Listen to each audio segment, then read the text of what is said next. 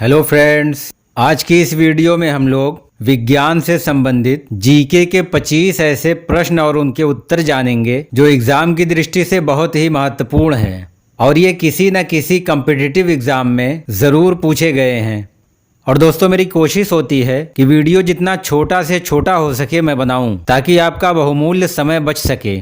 और मैंने सिर्फ 25 प्रश्न इसलिए लिया है ताकि आपको याद करने में आसानी हो सके, क्योंकि 50 सवाल 100 सवाल देखने के बाद जब वीडियो ख़त्म होती है तो हमारे दिमाग में एक भी प्रश्न और उसका उत्तर बाकी नहीं रहता है। और आप टारगेट बनाइए कि 25 में से कम 5 सवाल जो आपको पसंद हो हमें हर हाल में याद रखना है। और ऐसे 5-5 सवाल करके एक दिन आपके पास बहुत सारा कलेक्शन हो जाएगा। तो आइए ज़्यादा समय न लेते हुए वीडियो को शुरू करते हैं और देखते हैं आज का हमारा पहला प्रश्न। तो आज का हमारा पहला प्रश्न है, सोडियम और पोटेशियम को किस चीज़ में डुबा कर रखा जाता है? इसमें ऑप्शन ए है पेट्रोल, बी केरोसिन, सी अल्कोहल, डी इनमें से कोई नहीं। तो इसका सही उत्तर है ऑप्शन बी केरोसिन, यानी सोडियम और पोटेशियम को केरोसिन में डुबा कर रखा जाता है। केरोसिन को कुछ जगहों पर मिट्टी का तेल और घासलेट भी कहा जाता है। आइए देखते हैं अगला प्रश्न। तो हमारा अगला प्रश्न है, मनुष्य आँखों से कितने डिग्री तक देख सकता है? ए 90 डिग्री, बी 360 डिग्री, सी 150 डिग्री, डी 80 डिग्री।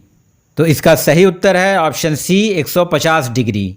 मनुष्य आँखों से 150 डिग्री तक देख सकता है। आइए बढ़ते हैं अगले प्रश्न की तरफ।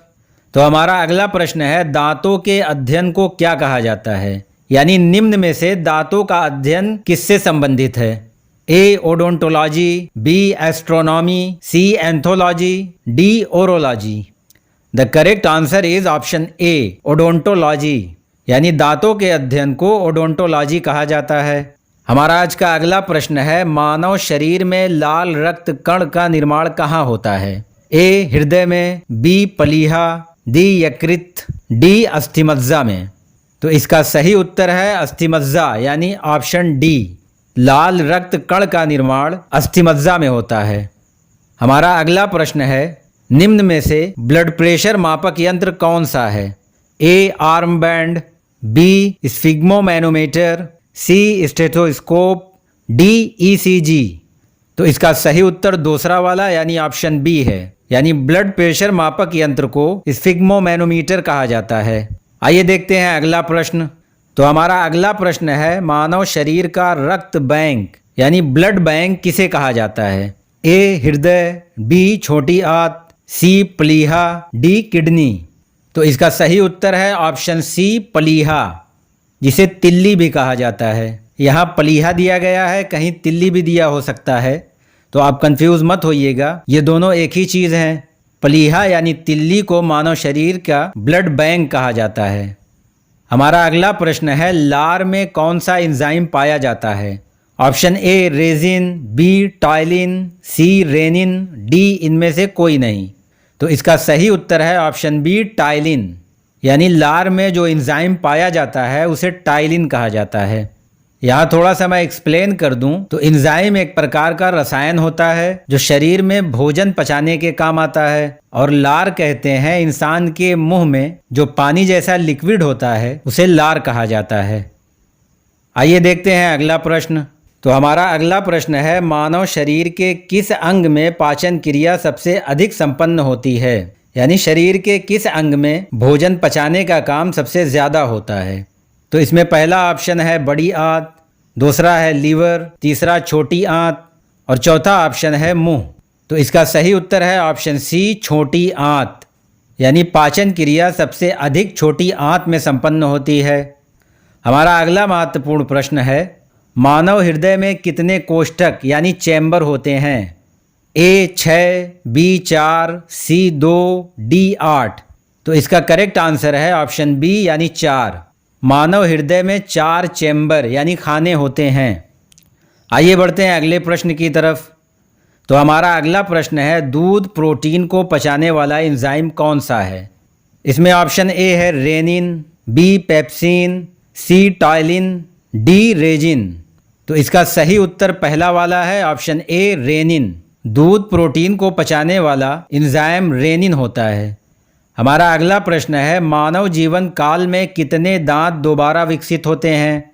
ए 18, बी 32, सी 20, डी 24। तो इसका सही उत्तर है ऑप्शन सी 20, यानी 20 दांत ऐसे होते हैं जो मानव जीवन में दोबारा विकसित होते हैं, यानी दोबारा निकलते हैं।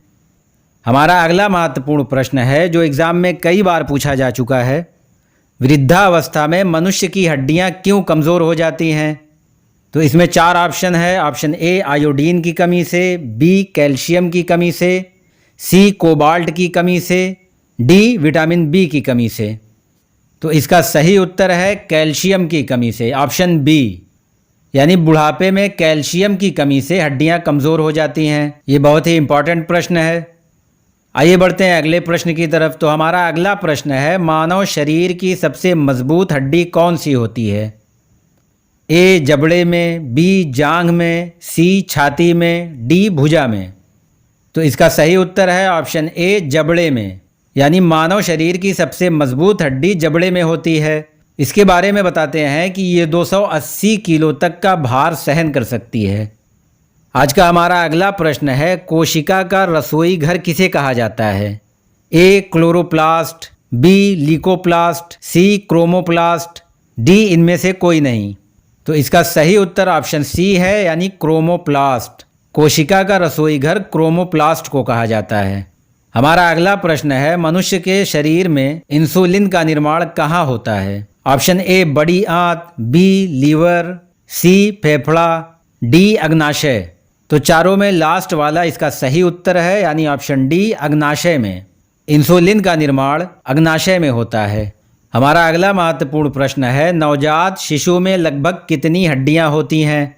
ए 280, बी 328, सी 300, डी 206।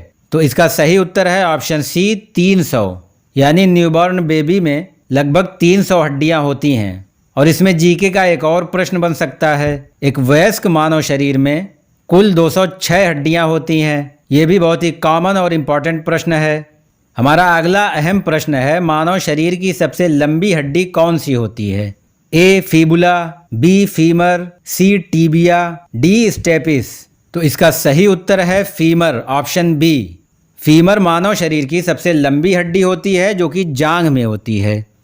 हमारा अगला प्रश्न है, हीमोग्लोबिन किसका मुख्य घटक है? A WBC, B platelets, C RBC, D इनमें से कोई नहीं। तो इसका सही उत्तर है option C RBC। Haemoglobin RBC का मुख्य घटक है। RBC का फुल फॉर्म होता है रेड ब्लड सेल्स।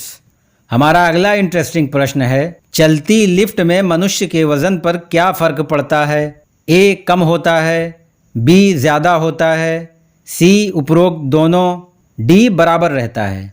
तो इसका सही उत्तर है ऑप्शन सी उपरोक्त दोनों, यानी चलती लिफ्ट में मनुष्य का वजन कम भी होता है और ज़्यादा भी होता है।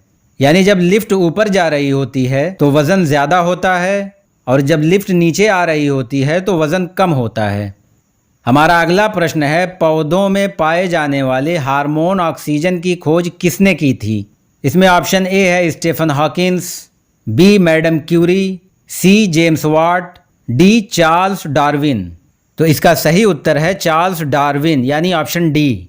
पौधों में पाए जाने वाले हार्मोन ऑक्सीजन की खोज चार्ल्स डार्विन ने की थी।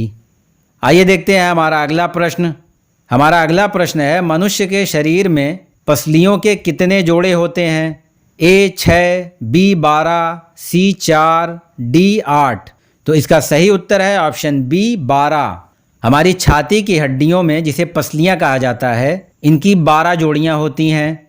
हमारा अगला महत्वपूर्ण प्रश्न है, मानव शरीर की सबसे छोटी हड्डी कौन सी होती है? इसमें ऑप्शन ए है टीबिया, बी फीमर, सी स्टेपिस, डी फीबुला।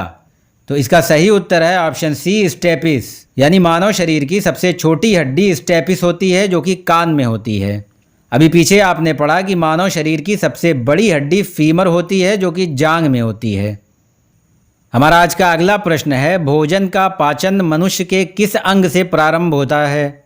ए लीवर से, बी मुंह से, सी छोटी आंत से, डी बड़ी आंत से। तो इसका सही उत्तर है ऑप्शन बी, मुंह से। यानी जैसे ही हम भोजन का निवाला मुंह में रखते हैं तो मुंह से ही पाचन क्रिया प्रारंभ हो जाती है। हमारा अगला प्रश्न है, टेटनस बीमारी मानव शरीर के किस अंग को प्रभावित करती है?